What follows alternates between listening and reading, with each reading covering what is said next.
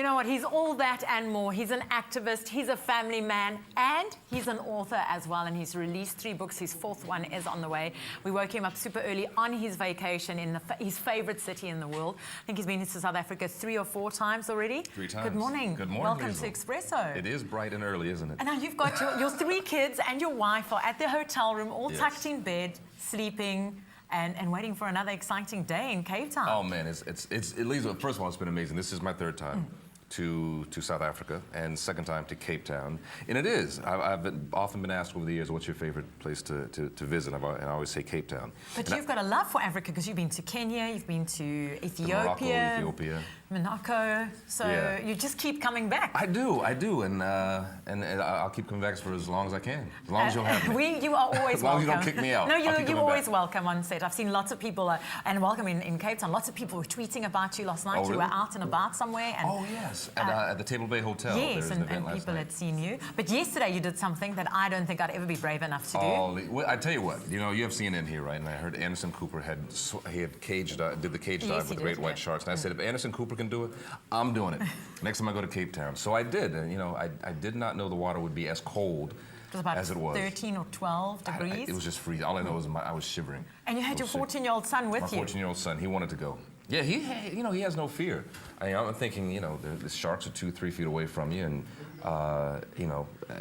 yeah, of course, I went online and saw these videos of sharks come through the cage. Yes, that didn't I've happen. seen those. So we survived. It was great. And then you're an author as well. I don't know how you managed to juggle everything. And your last book was about Cape Town. The last book, well, I have to say, I produced a series of books. I partnered with 2 authors, Tananarive Due and Stephen Barnes. But it's a series of books that follow a character named Tennyson Hardwick, who's a detective. And the last book is set in Cape Town. Why? Because this is my favorite city. And the last Just say it again. Because it is Cape Town. It is. It's called From Cape Town with Love. So the idea is to create these series of books and hopefully turn these books into films. So if all goes well, I'll be back here in Cape Town filming this movie in a couple of years. Oh, that's fantastic. Yeah. But the 4th one, now where's the 4th one taking place? The 4th one will ride on the 4th one right now. The 4th one will take place in Miami. So it's being created now, but it's called South by Southeast. Let's stick with Cape Town. We'll stick with Cape Town. Yeah, we like the Cape Town one. Now, starting out in the industry, how did you start out? Where did your love for acting come from? I would watch kids on television. I would watch kids playing make-believe and pretend on television, on TV shows and movies, and thought it looked like something fun to do. And then I realized you could make money at it and do well at it. So I thought it's something I would try at least. I mean, whoever knows if it'll work out for you. But, and then one of the first shows was The Cosby Show. Yeah, that's right. That's right. I had a walk-on the Cosby Show. That was my first job. And then you were on Sex and the City and also New Adventures of Old Christine. Of Old Christine, that's right. That's right. You get that here, right? Yeah, we do. We had it on SABC3 a couple of months back. Yeah. How was the Sex and the City experience? Was it incredible? Nice? I almost didn't do it. I didn't know. I mean, I'd never really watched the show, and my wife, when I told her the offer had come down, she said, "No, you must do that show." Because she was probably addicted. It's a good show. She was addicted. Yeah. All I knew is whenever that show was on, I'd never have time with my wife. She said, not now. Sex and the City is on. And then also another Dirty Sexy Money, which was my favorite. Right. Oh man. Yeah. That was great fun. Great fun. It lasted about 2 years, and then most recently I did a show called The Event. Yeah. I don't know if that was here in South Africa. It's aired yet, but we'll get it soon. Yeah, you'll get it. Yeah, science fiction TV show. We did about 22 episodes of that. Jeez, so it just keeps you busy. But now how do you manage? You're an author, you're an activist, you're a family man, you juggle theatre as well. Yes. How do you manage to Well, I have to tell you, my wife helps out a lot just on the home front, and then on the professional front in terms of acting and everything else. There's a team of people. I have partners in my production company. I have great managers and agents and a support team, which is incredible. So, I'm just grateful I can do the things I love to do and stay happy. And I think I have ADD or something. I have to do a lot of ADHD. I do a lot of different things that keeps me interested. But I am. You mentioned theater. I'm actually going back to the stage very soon. What are you? What are you going to do? We're doing A Streetcar Named Desire on Broadway. So it's my Broadway debut. Is that your first Broadway play? Yeah. So if anybody's in New York, from March to July of 2012, come see Streetcar Named Desire. Oh, you never know. South Africans are always traveling, so we could see you on stage. But you're also an activist. You're very outspoken about the fight against HIV and AIDS as well. And you were also involved with a team in South Africa and a project in South Africa. Yeah, we've done quite a bit. This is an organization called Artists for New South Africa. We co-founded a group of artists 20 years ago. I mean, part of the anti-apartheid struggle. And it transitioned, of course.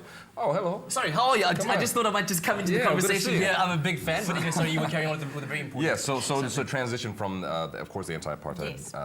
bent to HIV and awareness and prevention. And, we continue that work. I mean, there's still a lot of work to be done. And, we're a long way away in Southern California, and in Hollywood, but, to the extent that we can help, and we do, we raise money, and we'll continue that work. I think that's fantastic, But I think, I don't know if Liesl asked you this before, but, what endears you so much to our country? It's a great question. I'm asked that often. Part of it was, you look at our civil rights struggle in America, and it really paralleled in many ways to, especially this country in 1994. And then we came over here and did work with Artists for New South Africa, and then just fell in love with the people, with the country, with the passion, with the fact that it was so alive and vibrant and hopeful. And it's really extraordinary seeing it now 17 years later. 1994 was the last time we were here. And I have to say, my wife and I got married in 1994 in America. Oh. Had a second wedding here in Johannesburg in 1994. Wow. Well, yeah, it was a surprise to us. We were doing the work with Artists for New South Africa, and after 2 weeks of doing the work in the townships and everything else, we had one more event to do, and we came to a house, and our host said, we walked in, saw everybody dressed up in this beautiful attire, and I said, what's going on? And it was very nice because what the host said was, we heard that you had just gotten married in America, and now that you've come home to South Africa, we want to throw you a surprise traditional South African wedding. That's beautiful. Yeah, so I mean, look, I was, that was it. That was the icing on the cake. Yeah. Did they have the surprise leather skins ready for you as well? I didn't see that. What I remember are the Mapani worms. Am I saying that right? No, you didn't. I had to. Yeah. I had to. I couldn't say no. Yeah. Out of respect, I had Yeah. to. I don't think I've tried it since. What other scary cuisines have they made you taste in? I mean, you've been a few places in Africa. That was the only one that kind of stuck out of my mind. Yeah. I was trying to. No, I tell you what. We went to Sun City a couple of days ago. We went to a place called Ukatula. Utula, yes. Yes, where you walk with the lions, which was incredible. And our guide picked up was impala, dung. Yeah. And he said, if you taste it and spit it out, I don't know what it's supposed to do, but I said, well, look, I'm sorry. I have to tell you. Did he say to you, if This you is pick much it up... better than the He impala lied to you, dung. you know He probably that. said if you pick it up, swirl it in your mouth, spit it out, you'll be able to tell that this was a female. It passed by here about 2.5 hours ago, and it's heading east to seek a male. He And said you I something. think he said something like, and I was a sucker and I did it.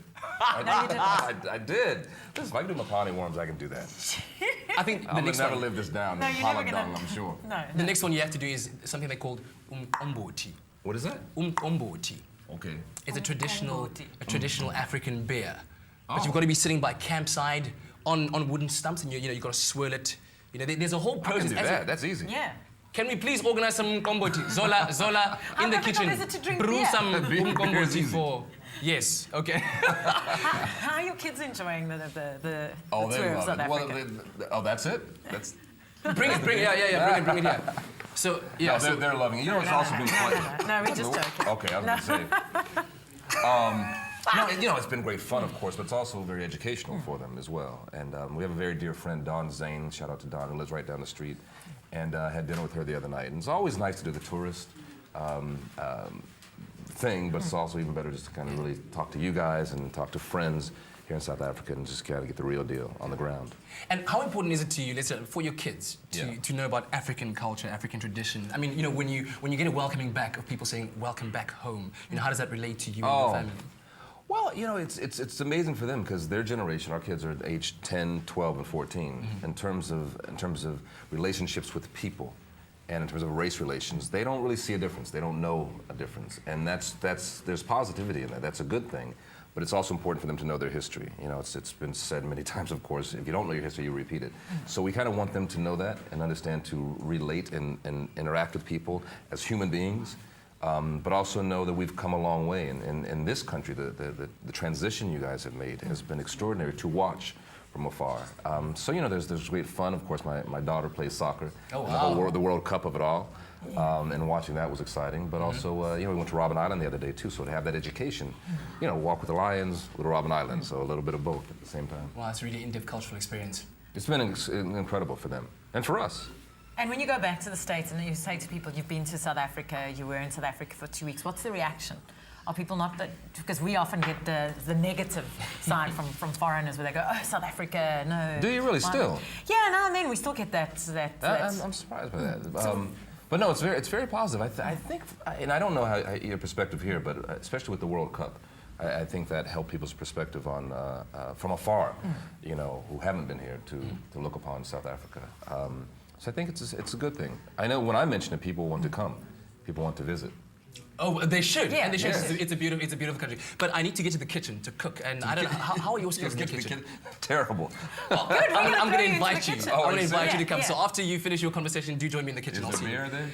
I'll organize. I think there's some sherry or some wine there that's going to See be you cooked guys. into the dish. We do the most craziest and fun things on the show, so we are I going to love challenge it. you I love to do some cooking. So who cooks in your house? My cousin Lynn, who's with us as well. Is she also on the So trip? she's on the trip as well. So You should have she invited does the her to cooking. our kitchen. She's sleeping. she's knocked out. My wife cooks sometimes, but Lynn does most of the Now, cooking. you've come to Cape Town, you've come for a family holiday, but you've got a jam-packed agenda of doing touristy things. What else have Yeah. you guys got planned? I think we're going to Table Mountain today. We're trying to go the other day, and it was too cloudy the other day. So I have not been to the top of Table Mountain. Oh, it's so I wanna do beautiful that. view, so I hope for your sake. I went up on Sunday Oh, you for did? 70k gale force wind. So, but oh. apparently I've just heard that from my director in my ear that it's a clear day. So you It's might clear be day? in Okay, for, good. For, Well, for, I get to for stay luck. warm Yes. relative to the icy ocean water yesterday. Now we've got with the Great gorgeous Whites. shark cage diving pics, and we want to just show it again. So Oh, you do? Yeah. So we please Oh, I haven't just even seen it. yeah, please tell us again how that whole experience. You got on the boat. Were you petrified to walk or get into the water I at really all? was. You know, I was concerned as long as because the way it's Marine Dynamics is the company, and the way they set it up, the cage goes along the And the side footage of the is boat. on, so you can actually Oh, there see it is. there it Okay, is, yeah, yeah. there you go. So you don't really go under the water. So you don't have to learn about scuba Oh, you diving. don't have to and go whatnot. under? No, No. I mean you don't have to go deep underwater. Yeah. So you know, there's no There's snorkeling. your son? There's my son. Yeah, I didn't even know you had that footage. That's Yeah, funny. we've got everything. Hey, we do our research. But you really stay above the water, like right Yeah. there, and then when the shark is coming, they say go down under, and Yeah. you see how close the shark gets, and you just go underwater and you look out, and they tell you don't reach out because you might not come back Were with you a hand. tempted? Of course. You know, yeah. I always like pushing the limits a little Yeah, bit. yeah. But it was. I mean, look, There you are. I got a 12-year-old kid. Yeah. I'm so excited. But it was. You know, that was kind of a dream come true. Yeah. Well, thank you so much for joining us on Oh, Expresso. it's We're been going to my invite you over to our kitchen So I have to to cook. do some cooking. If you have any questions for Blair Underwood, send them through on our Facebook wall, Expresso Morning Show, SABC3, or 083 913 3728. It's over to the kitchen with Katlejo and Frank and possibly Blair Underwood.